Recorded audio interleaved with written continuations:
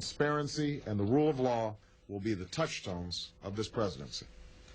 Now the Obama administration is caught in the middle of a First Amendment war between the Justice Department and the Associated Press. The AP says the government secretly collected phone records of reporters during a 2-month period last year, and it questions whether that was related to a probe into leaks of the details of a foiled terror plot last year. Joining me now is constitutional and First Amendment attorney Floyd Abrams. He's the author of Friend of the Court, on the front lines with the First Amendment. Welcome to you, Abrams. I've got to say, this whole transparency thing with the president is crumbling, isn't it? Because first of all, we had, well, in fact, let's just go back 2 weeks. The whole Guantanamo Bay issue rumbles on, a place he said he shut down, but he didn't. Then we have Benghazi, where we have apparently 12 corrections in terms of talking points. Then we have the IRS targeting Tea Partiers and people who use the word patriot or say they want to improve their country. And now we have this. We have the Justice Department targeting AP, the Associated Press. What do you make of all this? How transparent is this? Because it seems to me to be pretty non-transparent.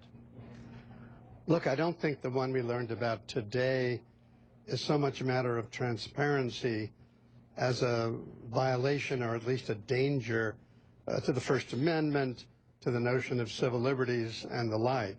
Some of the others, though, obviously do raise serious questions of candor with the American public. There's just no denying it. In terms of a specific issue of the breaking story tonight involving the Associated Press, have they broken the law, the Justice Department, by doing this? It's possible. I doubt it, though. You know, the Department of Justice has internal regulations which govern their behavior. And as a general proposition, before they go after phone records or confidential sources, they're supposed to negotiate, supposed to talk to the journalist or the journalist bosses. Here they didn't. Now, there is an exception in this rule here if by even communicating to them, it would interfere with the integrity of the investigation. But it sure is hard to believe that an investigation, which was really pretty well known around Washington and certainly to the AP, could have been so frustrated by simply giving them a chance to go to court. I mean, that's one of the real problems here. If you don't tell them in advance, if you don't tell the journalist, if you don't tell the AP, they have no recourse. They can't go to court and ask a judge to protect them because the secret is gone.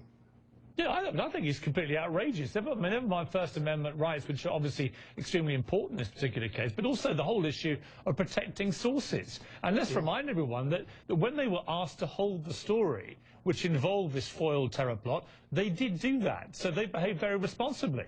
And they've been rewarded for this responsible journalism by being kicked in the teeth, it seems to me. Yeah. No, look, I think that's absolutely right. Now, from Justice's point of view, they don't care about that. They want to get their guy. They want to get the person who did the leaking. But in the course of that, look what they're doing. What, 20 different telephones over 2 months from the Associated Press, all those calls recorded, that is to say, who spoke to whom via telephone number, all that is now in the hands of the Department of Justice. I mean, that's not America at its best. No, that's at its worst. And I'd like to know if they went further and actually bugged the journalists, because that wouldn't surprise me either. But let's read out 2 statements here. One from the AP's president and CEO, Gary Hewitt.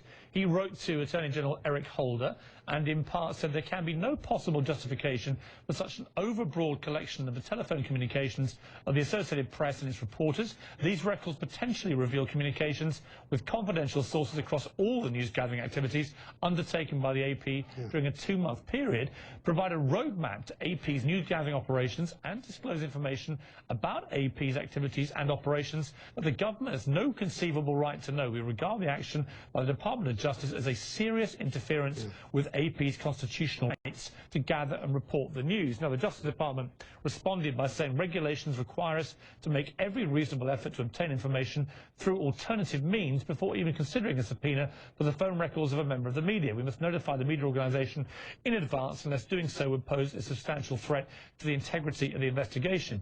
I mean, that's all very well, but the reality is that here you have a real attack on the freedom of the press, don't you? Absolutely, absolutely. I mean, every word that you read, every word of the head of the Associated Press was accurate. I mean, what this does is to put in the hands of the government every indication of who spoke to whom on matters having nothing at all to do with their investigation over a 2-month period. And this is the sort of stuff, really, that if some foreign country did, the State Department would complain about on grounds of interference with human rights. Absolutely. I think it's a total disgrace. Ford Abrams, thank you very much indeed for joining me. Thank you.